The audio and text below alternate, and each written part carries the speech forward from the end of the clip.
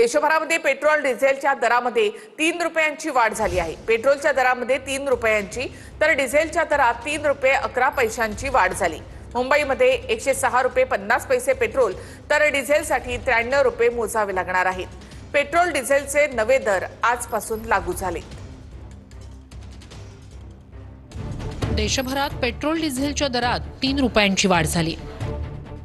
जागतिक बाजारात कच्च्या तेलाचे दर वाढल्यानंतर भारतातील तेल वितरण कंपन्यांनी पेट्रोल डिझेलच्या दरात 3 रुपयांची वाढ केली आहे। पेट्रोल 3 रुपयांनी तर डिझेल 3 रुपये 11 पैशांनी महागले।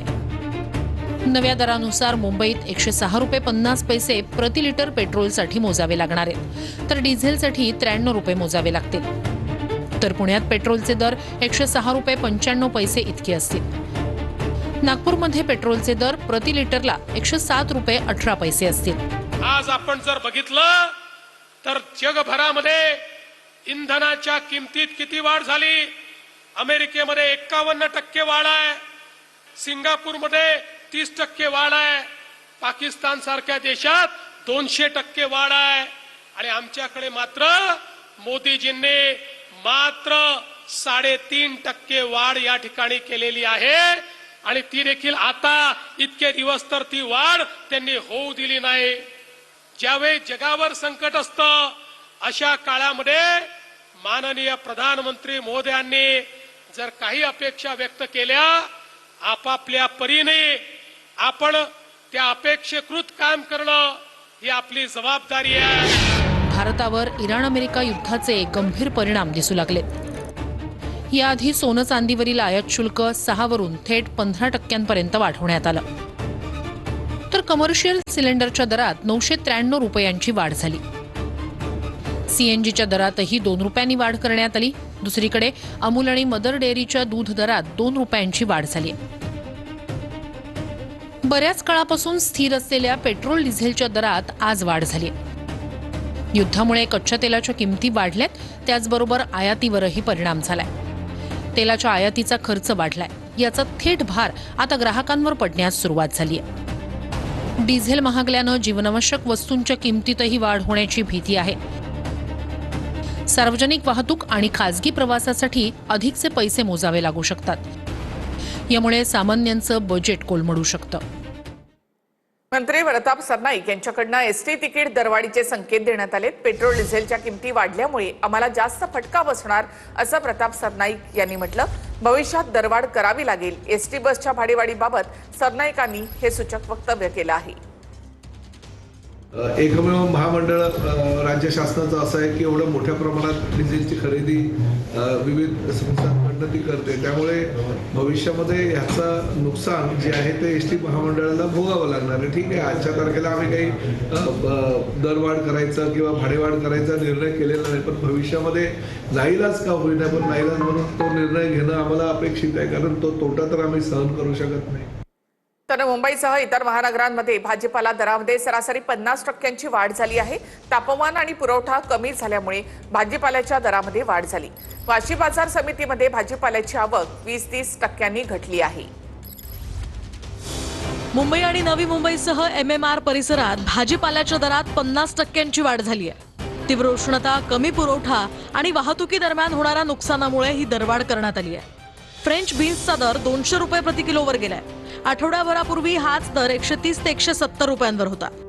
हिरवी मिरची 100 रुपयांवरून 150 रुपये प्रति किलोवर आहे, तर टोमॅटोचे दर 25 रुपयांवरून आता 50 ते 60 रुपये प्रति किलोवर गेलेत। लिंबू आणि कोथिंबीरीच्या जोडीच्या दरामध्ये सुद्धा वाढ झाली आहे। पापडी आणि फ्लॉवरचे दर 100 ते 120 रुपये प्रति किलो पर्यंत वाढलेत। दरम्यान वाशी मार्केटमध्ये भाजीपाल्याची आवक 20 ते 30% घटली। पुणे, सातारा, सोलापूर आणि नाशिक यांसारख्या पुरवठा करणाऱ्या भागांमध्ये उष्णतेची लाट आहे, त्यामुळे पिकांचं नुकसान होऊन उत्पादनात घट झाली आहे, त्यामुळे ही दरवाढ झाली आहे। दुसरीकडे वाहतुकी दरम्यान भाजीपाला लवकर खराब होत असल्यानं व्यापाऱ्यांचीही चिंतेत वाढ झाली आहे। अनेक शेतकऱ्यांनी पावसाच्या प्रतीक्षेत नवीन हंगामाच्या पेरणीसाठी सध्या विश्रांती घेतली आहे, त्यामुळे पावसाळा सुरू होईपर्यंत भाजीपाल्याचे दर हेच राहणार असल्याचा अंदाज व्यापाऱ्यांनी व्यक्त केलाय। परवड़ रहा है क्या? नींबू महंगा हो गया? महंगा हो गया है, नहीं परवड़ता है, क्या करने का, इतना धूप है तभी। हाँ, नहीं परवड़ता है। पहले जास्त महागेल असं वाटतंय?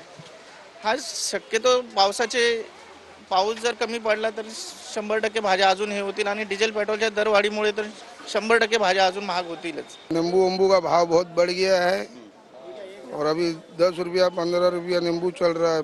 छोटा नींबू एकदम 5-6 रुपया चल रहा है. राज्यातील शेतकऱ्यांचा 12 रुपये 35 पैशानं कांदा खरेदी करणार असं मुख्यमंत्री देवेंद्र फडणवीसांनी म्हटलंय. तर साखर कारखाना आणि ऊस उत्पादक शेतकऱ्यांवरील संकट देखील दूर करू असं आश्वासन मुख्यमंत्री फडणवीसांनी दिलं आहे. मध्ये 12 रुपये 35 पैशाने कांद्याची खरेदी सुरू होते. माझ्या कांदा उत्पादक शेतकऱ्याला देखील एक मोठा दिलासा या माध्यमातून या ठिकाणी प्राप्त होणार आहे. केंद्र सरकार आणि राज्य सरकार मिळून साखर कारखानदारी आणि ऊस उत्पादक शेतकरी यांच्यावरचं संकट हे देखील राज्य सरकार दूर करेल हा विश्वास या निमित्ताने मी आपल्याला देतो. आंबा आणि काजू उत्पादकांचा मोर्चा निघण्याच्या आधीच आंदोलकांची धरपकड झाली. पोलिसांनी राजू शेट्टींना फरफटत नेलं तर जानकरांना उचलून नेलं. गिरगाव चौपाटी परिसरामधून सुद्धा आंदोलकांना ताब्यात घेण्यात आलं. दुसरीकडे आझाद मैदानावर आंदोलकांनी ठिय्या दिला. राजू शेट्टी आणि विनायक राऊत यांच्या नेतृत्वामध्ये गिरगाव चौपाटी ते वर्षा निवासस्थानापर्यंत मोर्चा निघणार होता.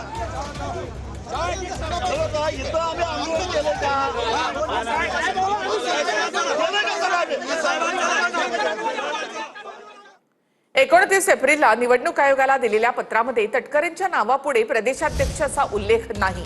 तटकरेंच्या नावापुढे फक्त लोकसभा नेते असा उल्लेख आहे. तर प्रफुल्ल पटेलांच्या नावापुढे देखील कार्यकारी अध्यक्षपद असं काही नाही. पार्थ पवारांच्या नावापुढे मात्र राज्यसभा खासदार आणि जनरल सेक्रेटरी अशा 2 पदांचा उल्लेख आहे. तर जय पवारांच्या नावापुढे 3 पदांचा उल्लेख आहे. अरुणाचल प्रदेशच्या टोको टाटुंग यांच्या नावापुढे देखील आमदार आणि प्रदेशाध्यक्ष असा उल्लेख आहे. त्यामुळे तटकरे आता प्रदेशाध्यक्ष आहेत की नाहीत असाही प्रश्न चर्चेला आहे.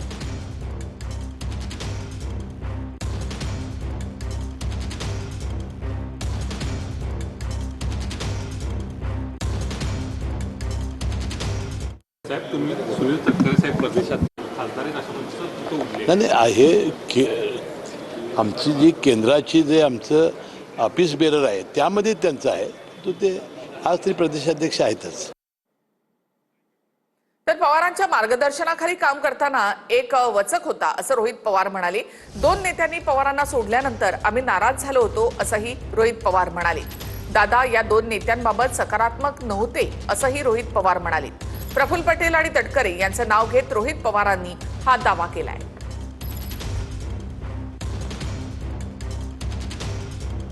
पवार साहेबांच्या मार्गदर्शनाखाली काम करत असताना एक वचक सुनील तटकरे असतील नाही तर प्रफुल्ल पटेल यांच्या पवार साहेबांचा त्या ठिकाणी होताच. नंतरच्या काळामध्ये जेव्हा पवार साहेबांना या 2 नेत्यांनी त्या ठिकाणी सोडलं तेव्हा सगळेच लोक नाराज झाले होते. आम्ही त्या ठिकाणी नाराज झालो होतो आणि दादांबरोबर चर्चा करत असताना दादा पण त्यांच्याबद्दल बोलत असताना खूप काही सकारात्मक त्या ठिकाणी बोलत नव्हते. ज्या लोकांनी त्यांच्याबरोबर काम केलंय, काम करण्याची पद्धत बघितली, नक्कीच त्यांना त्याबद्दल एक वेगळं अनुभव असल्यामुळे वेगळी त्यांची भूमिका त्या ठिकाणी असू शकते. पवारांच्या एनसीपीच्या प्रमुख नेत्यांची पुण्यामध्ये गुप्त बैठक पार पडली. पुण्यामधील एका हॉटेलमध्ये गुप्त बैठक पार पडलेली आहे. या बैठकीला शशिकांत शिंदे, जयंत पाटील, अमोल कोल्हे, हर्षवर्धन पाटील, अनिल देशमुख, राजेश टोपे, बाळासाहेब पाटील हे उपस्थित होते. अजितदादांच्या एनसीपीच्या घडामोडींवर या बैठकीमध्ये महत्त्वपूर्ण चर्चा झाल्याचं कळतं. राष्ट्रवादीच्या विलिनीकरणावर या बैठकीमध्ये चर्चा झाल्याचीही माहिती आहे. शिवसेना पक्ष आणि चिन्ह या प्रकरणी 30 जुलैला आता पुढची सुनावणी होणार आहे. प्रकरण लवकरात लवकर ऐकण्याची ठाकरे सेनेची कोर्टाकडे विनंती आहे. कोर्ट निर्णय घेत नाही अशी विधानं माध्यमांसमोर थांबवा असं म्हणत कोर्टानं ठाकरेंच्या वकिलांना फटकारलं आहे. सुनावणीच्या वेळी सरन्यायाधीशांनी चांगलंच खडसावलं.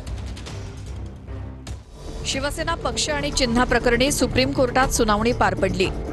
या सुनावणीत सुप्रीम कोर्टानं ठाकरेंच्या शिवसेनेचे वकील देवदत्त कामत यांना सुनावलं. सुनावणी दरम्यान वकिलांनी प्रकरण प्रलंबित असल्यामुळे त्यावर तातडीनं सुनावणी होणं आवश्यक असल्याचं नमूद केलं. यावर सरन्यायाधीशांनी स्पष्ट शब्दात प्रतिक्रिया देत नाराजी व्यक्त केली. सुप्रीम कोर्टात नेमकं काय घडलं ते पाहूयात. कोर्टानं आपल्या सोयीनुसार लवकर हे प्रकरण हाती घ्यावं असं ठाकरेंच्या शिवसेनेचे वकील देवदत्त कामत म्हणाले. तर तुम्ही तुमच्या लोकांना माध्यमांकडे जाऊन सुप्रीम कोर्ट निर्णय देत नाहीये अशी बेजबाबदार विधानं करण्यापासून थांबवा असं कोर्टानं सुनावलं. तुम्ही हे इथे म्हणता आणि मग म्हणता सुप्रीम कोर्ट निर्णय देत नाही. शब्दांचा वापर जपून करा. अशा प्रकारचं वर्तन स्वीकारलं जाणार नाही असं सुनावणी दरम्यान सुप्रीम कोर्ट म्हणाले. दोन्ही पक्षांकडनं सहकार्याची अपेक्षा करत असल्याचं यावेळी सरन्यायाधीश म्हणाले. यावरती आम्ही चिंतेत आहोत कारण आम्ही 3 वर्षांपासून वाट पाहतो आहोत असे ठाकरेंच्या शिवसेनेचे वकील देवदत्त कामत म्हणाले. चिंता ही आहे की सुनावणीत जो काही विलंब झालाय त्याला बेजबाबदार वक्तव्य केली जात आहेत असं सरन्यायाधीश म्हणाले. जेव्हा प्रकरण सूचीबद्ध केलं जातं तेव्हा तुम्ही तारखा द्या म्हणता आणि नंतर माध्यमांमध्ये जाऊन वक्तव्य करता हे सहन करणार नाही. काळजीपूर्वक वागा अशा सूचना सरन्यायाधीशांनी सुनावणी दरम्यान केल्यात. या प्रकरणाच्या युक्तिवादाला 2 ते 3 तास लागतील. वेळ मिळेल तेव्हा आम्ही काही दिवसात ते संपवू. आम्हाला काहीही अडचण नाही. आम्ही 3 वर्षांपासून तयार असल्याचं देवदत्त कामत म्हणाले. कृपया हे जुलैच्या शेवटच्या आठवड्यात ठेवा. कुणालाही कोणत्याही बाजूनं अशी वक्तव्य करता येणार नाहीत असं सरकारी वकील मुकुल रोहतगी म्हणाले. त्यानंतर सुप्रीम कोर्टानं पुढील सुनावणी 30 जुलैला होणार असल्याचं सांगितलं. तर पुण्यामधल्या रुग्णालयामध्ये बॉम्ब सदृश्य वस्तू ठेवल्याचं प्रकरण. बॉम्ब सदृश्य वस्तू ठेवल्याप्रकरणी आरोपीला नागपूर रेल्वे स्थानक परिसरातून अटक करण्यात आली आहे. अनेक जण या प्रकरणामध्ये सहभागी असण्याचा एटीएसला संशय आहे.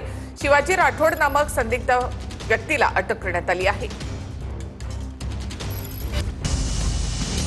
पुण्याच्या हडपसर परिसरातल्या रुग्णालयात बॉम्ब ठेवल्या प्रकरणात नागपुरातून एकाला अटक करण्यात आली आहे. शिवाजी राठोड असं दहशतवाद विरोधी पथकानं अटक केलेल्या संशयिताचं नाव आहे. शिवाजी राठोड हा नेपाळला असलेल्या बहिणीकडे पळून जात होता. शालिमार एक्सप्रेसमधून प्रवास करताना आरोपी दहशतवाद विरोधी पथकाच्या हाती लागला. राठोड हा मूळचा सोलापूर जिल्ह्यातील रहिवासी असल्याची माहिती आहे. आरोपीला गुप्तरोगाचा त्रास होता. उपचारासाठी 7 लाखांचा खर्च सांगितला गेला. आरोपीनं पैशासाठी हे कृत्य केल्याचा संशय आहे. आरोपीनं 400 रुपयात बॉम्ब सदृश्य वस्तू बनवली. आरोपीच्या घरात घड्याळ मागवलेला बॉक्स मिळाला. आरोपीच्या घरात 2 किलो गांजा मिळाला. यूट्यूबवर व्हिडिओ पाहून बॉम्ब सदृश्य वस्तू बनवण्यात आल्याची माहिती पोलिसांनी दिली आहे. ही सगळे यूट्यूबवरचे व्हिडिओज इत्यादी पाहून अशा प्रकारचे त्यांनी एक बॉम्ब सदृश्य एक वस्तू तयार करण्याची त्यांनी प्रयत्न केलेले आहे. नेमकं हे प्रकरण काय? तर बुधवारी संध्याकाळी पुण्यातल्या हडपसरमधल्या एका रुग्णालयामध्ये बॉम्ब सदृश्य वस्तू आढळली होती. रुग्णालयातील डॉक्टरनं ही बॉम्ब सदृश्य वस्तू मोकळ्या परिसरात आणून ठेवली. पोलीस बॉम्ब शोधक नाशक पथकानं ही वस्तू निकामी केली. आता हॉस्पिटलमध्ये बॉम्ब सापडतो. आता येते कुठून? साध्या हॉस्पिटलमध्ये जर आता बॉम्ब यायला लागले असतील तर मग आता कोणाची पाठराखण सरकार करते? गुंडांची का कसं? आणि महत्वाची बातमी, नीटची परीक्षा आता 21 जूनला होणार आहे. 21 जूनला ही पुनर्परीक्षा होणार आहे. पेपरफुटी प्रकरणानंतर एनटीए कडनं परीक्षेची नवी तारीख जाहीर करण्यात आली आहे. पेपरफुटीमुळे नीटची 3 मेची परीक्षा रद्द झाली होती आणि आता 21 जूनला नीटची परीक्षा होणार आहे.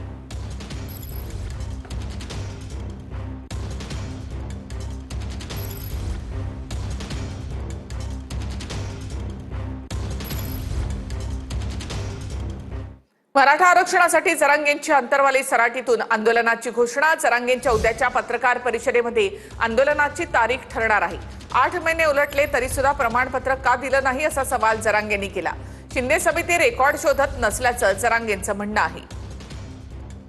मुंबईला गेलो, आता पाठीमागच्या वेळेस गेलो, त्यांनी हैदराबादचा JR काढला, त्याची अंमलबजावणी पण केली. त्यावेळेस आम्ही त्यांचं कौतुक पण केलं. ही पद्धत असली पाहिजे, ती परंपरा असली पाहिजे. केलं म्हणल्यावर केलं. परंतु त्याच्यानंतर तुम्ही 308 प्रमाणपत्र वाटले गॅजेटेनुसार. त्याच्यानंतर काय? तुम्ही मराठवाड्यातल्या मराठ्यांना सगळ्या हे गॅजेटेनुसार कुणबी आहे, मग तुम्ही प्रमाणपत्र का दिले नाही? 8 महिने उलटून गेले. दादा तुम्ही 17 संस्थांचा JR 1 महिन्यात काढू म्हणले होते, 8 महिने उलटून गेले. तुम्ही गुन्हे मागे घेऊन म्हणले होते राज्यातले सगळे, का घेतले नाही? याला काय कारण आहे तुमचं? छत्रपती संभाजीनगरमध्ये खरीप हंगामाच्या बैठकीमध्ये शिरसाट आणि कल्याण काळे यांच्यामध्ये वाद झाला. खासदार कल्याण काळे प्रश्न मांडत असताना शिरसाटांनी त्यांना रोखलं. मागील वर्षीच्या कापूस मका खरेदीवरून शाब्दिक चकमक या ठिकाणी झाली. आमदार खासदार 2-2 तास बोलत असतील तर चालणार नाही असं शिरसाट यांनी म्हटलं. क्षीरसागरांच्या वक्तव्यावर खासदार कल्याण काळे आक्रमक झाले.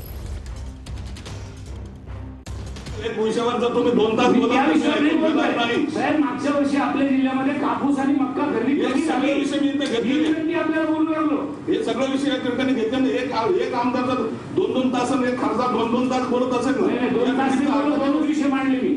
ठीक आहे खासदार साहेब, भाषण असं बोलून झालं कोणाला बसू द्यायचं कोणाला नाही तुम्ही ठरवेल. काही विषय मांडले, ते विषय मांडून झाल्यावर पुन्हा दुसरा विषय मांडायला घेतल्यावर ते म्हणले की तुम्हाला आता बोलू देता येणार नाही, जेव्हा मी बोलतो तेव्हा तुम्ही मध्ये बोलायचं नाही, आणि यानंतर मी ठरवेल की पुढच्या वेळेला कुणाला या मिटिंगला बसू द्यायचं आणि कुणाला नाही. मी अनेक पालकमंत्र्याच्या हाताखाली काम केलंय. 10 वर्ष आमदार असताना प्रत्येक पालकमंत्री हे खरीपाची वेगळी बैठक दिवसभरासाठी घेऊन पूर्ण वेळ देऊन त्यांचे विषय समजून घ्यायचे, परंतु या पालकमंत्री महोदयांनी त्या शेतकऱ्यांच्या मागणीला न्याय दिलेला नसल्यामुळं मला खऱ्या अर्थाने या बैठकीमध्ये माझे विषय मांडावे लागले आणि भांडावे. भंडाऱ्याच्या कारधातमध्ये काँग्रेस जलसमाधी आंदोलनामध्ये काँग्रेस नेते नाना पटोलेंसह खासदार प्रशांत पडोळे हे देखील सहभागी झाले आहेत. शेतकऱ्यांच्या धान खरेदी, बोनस आणि पीक विमा आणि इतर प्रलंबित मागण्यांसाठी म्हणून हे आंदोलन सुरू आहे. गेल्या जवळपास 4.5-5 तासापासून हे आंदोलन या ठिकाणी सुरू आहे. वैनगंगा नदी परिसरामध्ये पोलिसांचा कडेकोट बंदोबस्त देखील आहे. मी सगळ्या महाराष्ट्राच्या जनतेला आवाहन करेल की आत्महत्या कोणी करू नका, पण ज्या सरकारच्या भारतीय जनता पार्टीच्या चुकीच्या धोरणामुळे या पद्धतीची परिस्थिती आज महाराष्ट्रात आणि देशात निर्माण झाली, त्या सरकारला आता आत्महत्या करणं लावणं आपली जबाबदारी पडते. आणि म्हणून आम्ही हा जो या आंदोलन आहे, आज आम्ही जलसमाधीचं एक प्रतिकारात्मक आंदोलन आम्ही करतोय आणि या आंदोलनाच्या माध्यमातून आम्ही संदेश देऊ इच्छितो आहे या सरकारने अजूनही वेळ गेलेली नाही.